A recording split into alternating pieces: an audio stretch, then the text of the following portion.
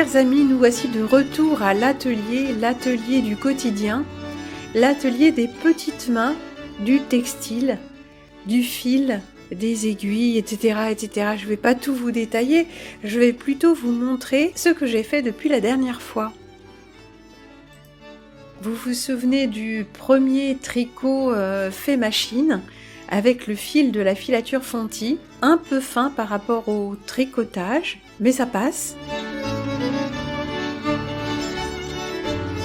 Et le voici porté avec le châle Bernadette. Oui, on peut tout à fait mettre un petit pull manche courte sur quelque chose à manche longue. Bah ouais, suffit d'harmoniser les couleurs. Alors j'en ai fait d'autres, tels que celui-ci, et ça c'est de l'alpaga. J'en avais déjà fait quelques-uns, le voici en fabrication, ça ressemble vraiment à rien. Et vous voyez, c'est ce fameux fil alpaga de plusieurs couleurs. Le voici en train de sécher. J'en veux pour preuve les petites gouttes. Le voici sec et voici le détail du col. Là, c'est pas un col rouloté, il me semble. Non, c'est ça, c'est un col picot au crochet. Alors, j'avais également fait ça à la main, tricot et crochet, avec des petits jours, des trucs comme ça. C'est une petite cape. Alors, c'est pas une capeline, parce qu'une capeline, c'est un grand chapeau. Un chapeau à très large bord, avec une petite calotte et un bord très très large. Ça, c'est en anglais, on dit caplet. C'est un couvre-épaule, cache-épaule, réchauffe-épaule. Alors, j'en suis pas contente parce qu'il est... y a beaucoup d'augmentation, donc il s'adapte pas aux épaules, mais il fait beaucoup de godets. Alors, j'ai essayé de le montrer là en faisant un petit peu, je sais pas comment... sur cette photo-là où il est pendu, il a l'air plat, mais en fait non, derrière il fait beaucoup de godets. Pour ça, ceux qui savent ce que c'est que des godets. Alors après ce premier petit débardeur en alpaga, j'en ai refait un autre pour moi. Bah oui, celui-ci, depuis le temps que j'en rêve, bah oui, j'en voulais un depuis longtemps. J'en ai eu un très joli, mais bon, qui était pas en alpaga, qui était en mohair, que j'avais trouvé dans une gratuiterie ou secours. Oui, non, je crois que c'était gratuit. Couleur feuille morte. Et comme j'avais vraiment beaucoup d'affaires et qu'il fallait que j'en dégage, je sais pas à quel moment, peut-être à la roulotte, je ne sais plus, un petit débardeur comme ça, et je l'ai donné. J'ai donné à quelqu'un pour dire, bah, donne-le à ta mère, ce sera sa taille, puis c'est vraiment très beau. Ça m'ennuie de le remettre dans les bacs ou les trucs comme ça où je sais que peut-être il finira jeté, et ça m'ennuyait. Je voulais déjà que cette dame voie si ça lui plaisait, et de fait je n'avais plus de petit débardeur, et le voici. C'est également de l'alpaga, de la couleur que j'aime vraiment beaucoup. J'ai fait un châle là-dedans, la treille en hiver, qui n'a pas trouvé preneur, j'en suis assez étonnée. Donc là, un petit effet porté sur un truc à motif, et porté sans rien aussi. Enfin, sans rien, vous voyez, sans chemise en dessous. Sans chemise, sans pantalon. Non mais c'est vraiment très très beau, parce que c'est doux, c'est, bon bref, très agréable à porter. Ça, c'était le tricot, puis je suis encore sur plein de trucs que j'ai pas encore eu le temps de photographier. Et pour la cousette, eh bien déjà ce grand tablier, l'aviez-vous vu? Oui, vous l'aviez vu. Alors il y a un truc dont je me suis avisée, c'est que la bavette, ça va peut-être pour un grand poitrail d'homme, mais pour les femmes, ça baille. Donc en fait, je me suis dit que j'allais faire un tablier, modèle homme et modèle dame pour emboîter un peu plus la poitrine. Oui, parce qu'en fait, ça va jamais vraiment tout à fait. Alors que sur une poitrine d'homme, c'est plus large, ça... Bon bref, vous voyez bien. Alors que là, ça fait un volume, il faudrait emboîter ce volume comme avec une robe, finalement. Donc je réfléchis à la chose. Bon, j'ai donc reçu une livraison de lin, et voici un tablier plus ou moins fantaisie en lin. Oui, fantaisie, parce que j'ai fait des petits trucs avec ce ruban là, qui est pas un ruban sergé. Alors ça se froisse beaucoup et comme j'ai voulu le décatir, c'est-à-dire le mettre à tremper pour lui enlever son après, tout ça, après il a pris un peu des plis, il aurait fallu un fer un peu plus puissant que le mien ou alors vraiment le repasser complètement mouillé. Bon, j'ai pas vraiment pris le temps, donc il y a quelques plis quand même, mais bon, on voit le modèle assez bien. Donc en haut j'ai fait deux brins distincts pour qu'on puisse faire le nœud, c'est-à-dire faire quelque chose de réglable. Parce que dans le tablier classique français, on a un ruban qui n'est pas réglable. Et l'idée c'est qu'on fait un petit nœud, un faux nœud, un nœud libre pour l'ajuster. Donc ça c'est vraiment le tablier classique. C'est pas ce qu'il y a de mieux. Il faudrait en fait un système un peu réglable avec une boucle, hein, c'est tout à fait possible. Mais moi je voulais vraiment reproduire le vrai tablier tel qu'il était, avec ses bons et ses mauvais côtés. Et là, ça c'est pas vraiment le tablier classique bleu, etc. J'ai fait ce petit aménagement. Donc on fait un nœud autour du cou, quoi, pour ajuster. Donc voici ce très beau lin, couleur gris taupe. Et puis dans la série, j'ai aussi reçu un lin bleu très fin. Alors oui, très fin parce que j'ai pris du 200 grammes, 220, 250. Et sur le lin et sur le coton, le 250 grammes par mètre, ça n'a pas le même effet. Donc c'est un peu trop fin pour un tablier. Donc ce tablier en lin couleur taupe, il est un peu léger. Voilà, c'est pas vraiment le tablier pour les gros travaux, c'est un petit tablier léger. Et là, comme c'était vraiment beaucoup trop léger comme tissu pour faire des tabliers ou quoi que ce soit, j'ai fait quelques torchons et j'ai fait quelque chose que j'aime bien faire. D'ailleurs, que j'ai fait sur la nappe à carreaux de Vichy qui sert de fond à cette photo. J'ai fait simplement un effilochage. Alors avant, je me disais qu'il fallait fixer tout ça. Et en fait, au bout d'un certain nombre de fils, peut-être, vous voyez là, ça fait même pas 1 centimètre, même quand on lave tout ça, ça se stabilise, ça ne s'effiloche plus. Parce que la nappe qui est en dessous, je l'ai déjà lavée plusieurs fois, elle ne s'effiloche plus, ça se stabilise. Ça, je l'avais remarqué il y a longtemps. Et j'aime bien cette finition un peu brute, quoi, un peu, je sais pas, médiévale, j'en sais rien, quoi. Donc voilà, j'aime bien ça aussi. Et puis bien sûr, j'en ai fait qui sont finis de façon plus classique, avec un double rentré. Bon, mais c'est vrai que c'est chiant, je trouve ça chiant. Et l'effilochage, ça prend un peu de temps, mais bon, il n'y a pas à sortir la machine, il n'y a pas toute la mise en œuvre, et bon, voilà. Donc tablier bleu royal en coton sergé, et à côté, torchon de lin pour essuyer les verres. Samedi, je suis allée au magasin de tissus qui se trouve dans la zone de Moulins et j'ai été frappée par la perte de qualité. Hein. Il y avait vraiment beaucoup de tissus synthétiques, des tissus façon imprimés façon 3D, enfin des imprimés vulgaires et accrocheurs et qui vrillent les yeux, dont on n'a vraiment pas besoin. Par contre, il y avait beaucoup moins de choix dans la laine bouillie, dans les sergés, dans les tissus qui ont vraiment une certaine qualité. Alors là, on a une espèce de toile de coton. Alors je sais pas si c'est un demi-natté, un ci, un ça. C'est une toile qui a un peu d'épaisseur. Et je me suis dit qu'on pourrait faire des trucs intéressants là-dedans. Et j'ai fait déjà dans la foulée 2 tabliers de cuisine. Le petit tablier, pas très très enveloppant, pour madame ou pour mademoiselle, avec un ruban sergé léger, qui sont très jolis en fait. Je sais plus si j'ai mis... non, j'ai pas mis de poche, parce que c'est pas le tablier solide à poche, c'est le petit tablier de cuisine. Et c'est pas vraiment un Vichy, hein, c'est quelque chose de... Bon voilà, je sais pas comment dire, c'est un peu épais, ça porte un nom, tout porte un nom bien sûr, un tissu un peu gonflant, très très agréable, très chouette, pur coton. Et puis j'ai trouvé aussi du sergé, j'ai trouvé un sergé bleu royal, pas aussi lumineux que celui qu'on vient de voir, mais très bien, et un bleu canard, et j'ai fait je ne sais plus, 2 tabliers dans la foulée. Non, un tablier bien enveloppant, un tablier qui fait 1 mètre, hein, donc ça enveloppe bien les hanches. Et puis du coup, il n'y avait pas de quoi en faire un deuxième, et regardez, là j'ai fait, donc là il est pris dans l'autre sens. C'est un droit fil trame et non pas chaîne, pour ceux à qui ça parle, ce qui fait que le bas est constitué par la lisière. Alors moi j'aime bien, on a un peu les trous de la lisière, mais on a cet effet, l'effet de la lisière que moi j'aime vraiment beaucoup. Et c'est un petit tablier, il fait 50 centimètres, il arrive au genou. J'ai mis une poche et je lui ai mis un effet gros grain bleu. Alors c'est pas tout à fait le même bleu, mais ça fait un effet de bleu.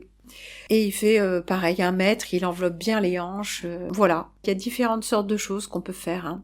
Alors je me suis trompée d'ailleurs, j'ai utilisé plus ou moins l'envers, donc on n'a pas le même effet de diagonale sur la poche et sur... Enfin, ça change pas grand-chose très honnêtement, hein. Il y a quand même l'effet diagonal, mais pas le même. Oui, enfin ça c'est vraiment pour les spécialistes, on va dire. Donc bientôt je vais faire un petit inventaire pour que vous puissiez voir qu'est-ce que j'ai en stock là, et s'il y a des choses qui vous intéressent et comment on s'y prend pour la suite. J'ai le plaisir aussi de vous faire savoir que au moins l'un des châles qui s'était perdu dans la nature a été retrouvé, et l'erreur était de ma part, puisque j'ai mis le général de Gaulle au lieu du général Leclerc. Ça a fini quand même par retrouver son chemin, et la personne à qui c'était destiné et moi-même, nous étions bien contentes. Mais ce qui ne nous dit pas où sont passés les autres, et donc joignez-moi pour ça. À chaque fois que vous faites un courrier, s'il vous plaît, remettez dans l'entête, pas dans le titre, mais dans l'entête du message, votre nom, vos coordonnées et de quoi il s'agissait, s'il vous plaît. Ouais, parce que là, j'ai des courriers dans tous les sens à propos de tout. Et en fait, je peux pas suivre. S'il vous plaît, arrêtez de m'envoyer des liens, sauf si c'est absolument en rapport avec des choses dont on a parlé dans les émissions. Et mettez la description du lien que vous envoyez et une phrase de présentation, hein. Je t'envoie ça parce que suite à ton émission sur ceci, cela, j'ai pensé que ce serait pertinent, je sais pas trop quoi, mais n'envoyez pas, je ne les ouvre pas, hein. Tout ce que vous m'envoyez, il y a des gens qui s'ingénient à m'envoyer 1, 2, 3 liens par semaine, mais moi je regarde pas vos vidéos, hein. Si vous me dites pas ce que c'est, je balance tout de suite, hein. Faut comprendre, hein, moi je peux pas, j'ai pas une attention à rallonge, hein. Puis je m'intéresse pas forcément, c'est pas parce qu'on a correspondu une fois que je m'intéresse absolument à savoir ce que vous écoutez comme musique ou ce que vous regardez comme vidéo, hein. Redescendez, hein, pour moi c'est pas possible tout ça. Alors voilà, c'était l'atelier, et il fait de nouveau froid dans l'atelier parce que j'ai acheté du bois, mais il est vraiment... En fait, il est mal sec. Il est très dense, très lourd. J'ai beau le mettre à sécher sur la taque du poêle, je suis constamment obligée de mettre des petits bouts de bois sec pour faire prendre le bois qui ne l'est pas. Parfois, j'arrive à avoir suffisamment de braise. Parfois, j'arrive à faire en sorte que ça ne s'éteigne pas, mais ça ne flambe pas. Donc, il fait froid dans l'atelier. Et bien, comme vous, j'attends le printemps, chers amis. Alors, comme vous voyez, je suis au travail manuel, et je suis beaucoup moins dans le travail de l'ordinateur, ce qui me plaît, vraiment, ça me plaît. Même si pour l'instant, j'ai pas de débouchés, tout ça, c'est encore le moment de faire un peu de stock, de me rôder aussi avec cette machine à tricoter qui, je pense, le temps que je sois rodée sera peut-être déjà un peu usé parce que c'est du plastoc. Et c'était amusant parce qu'au magasin de tissus ce samedi, j'étais déjà très étonnée parce qu'il y avait une fille toute seule, il y avait personne d'autre avec elle. Le magasin était désert, enfin c'était assez sinistre quand même, enfin plus la perte de qualité. Mais il y avait une annonce à laquelle je n'ai pas encore donné suite, parce que je voulais pas appeler la personne le samedi dimanche, mais il y a une personne qui donne une machine à tricoter. Alors c'est un truc sur pied, j'imagine qu'il prend une place de dingue, mais je me dis, comme j'ai fait vraiment le vide dans l'endroit où je me trouve et qu'il y a des espaces qui sont pas utilisés parce qu'ils sont pas vraiment habitables, je me disais que peut-être je pourrais jeter un coup d'œil. J'aurais même pu peut-être dans la foulée aller voir cette personne avec le monsieur qui m'accompagnait.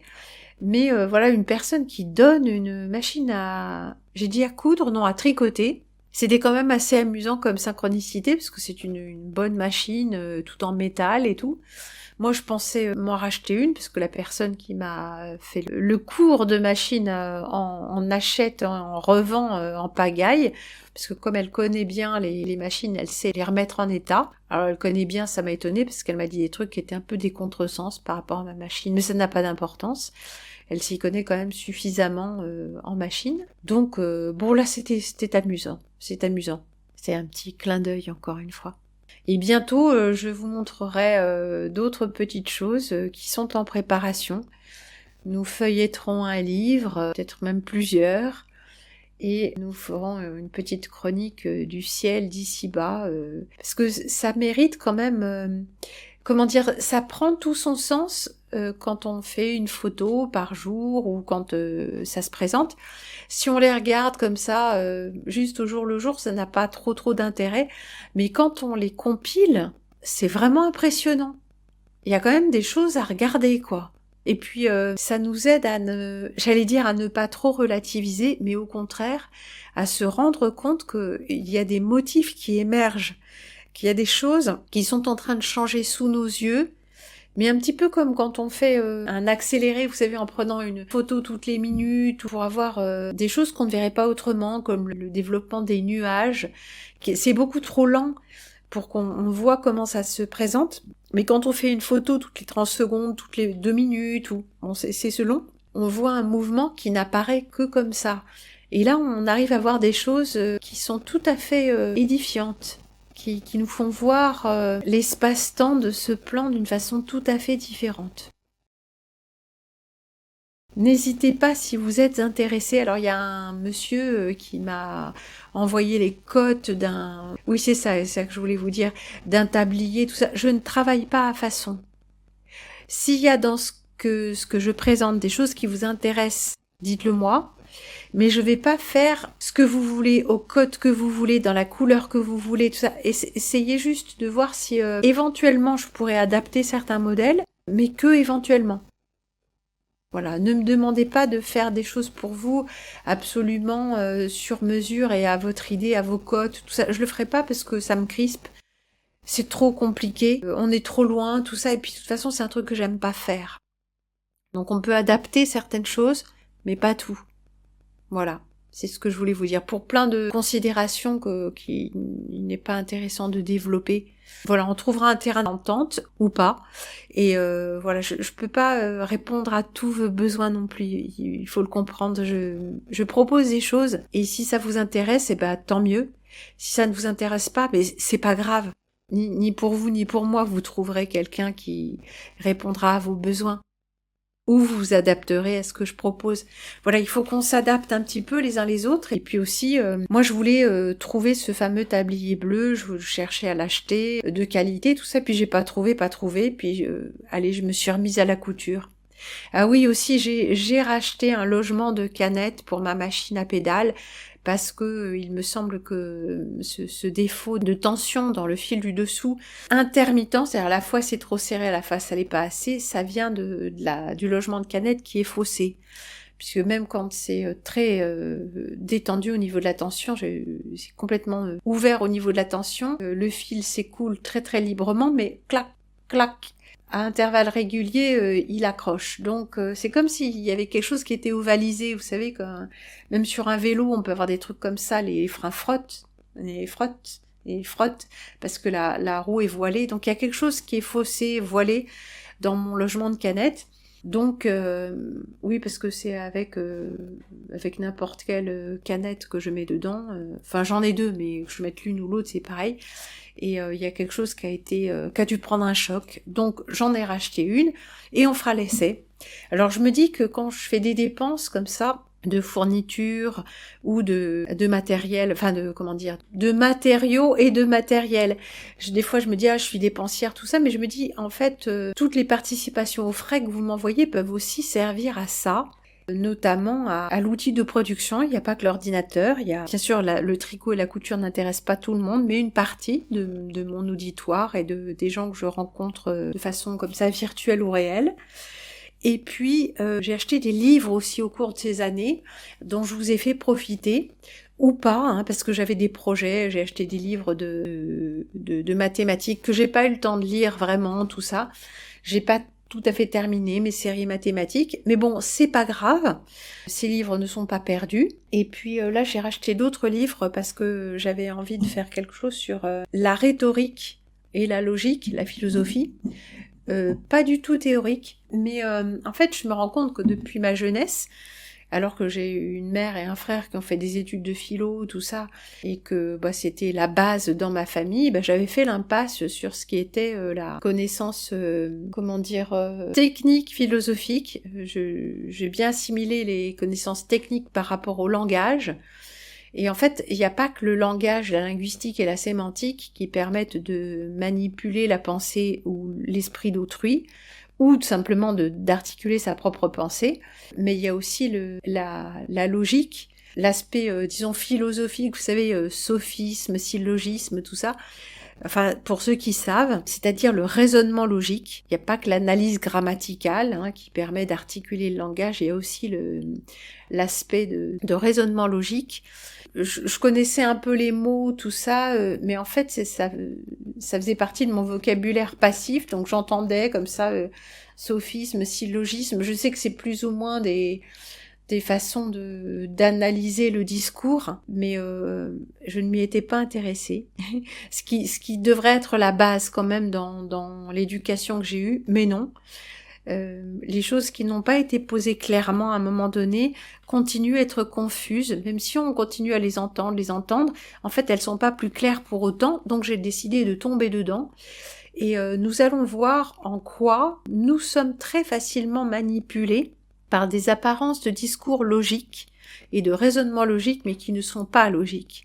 Alors par des gens qui le font de bonne foi, mais qui voudraient bien quand même essayer d'avoir raison, et par des gens qui le font de mauvaise foi. Le sophisme, essentiellement, c'est une articulation de langage de mauvaise foi. Le plus important dans le sophisme, ce n'est pas que c'est de la philosophie ou c'est de je sais pas quoi ou du discours logique, c'est que c'est juste de la mauvaise foi. Mais vous verrez de quoi je veux parler un peu plus tard et je vais me plonger là-dedans en apprenant déjà pour moi-même et nous allons apprendre ensemble. Voilà, parce que là, pour le coup, je n'ai pas une longueur d'avance sur vous. Donc j'aime bien aussi quand je découvre les choses en même temps que vous et les articule. Pour ceux qui ont beaucoup moins de familiarité avec l'art du discours que moi-même, là, il me reste quand même une longueur d'avance, si j'ose dire, qui m'aide aussi à clarifier les choses pour vous. Parce que, comme disait mon père, quelqu'un d'intelligent, c'est quelqu'un qui rend les autres intelligents. Alors, comme je sais décrypter une certaine forme de langage ou de pensée, même si c'est des choses que j'ai pas encore étudiées, je peux vous les rendre plus intelligibles à vous qui n'avez pas la tournure d'esprit à la fois littéraire, philosophique, ceci et cela, qui m'a été transmise.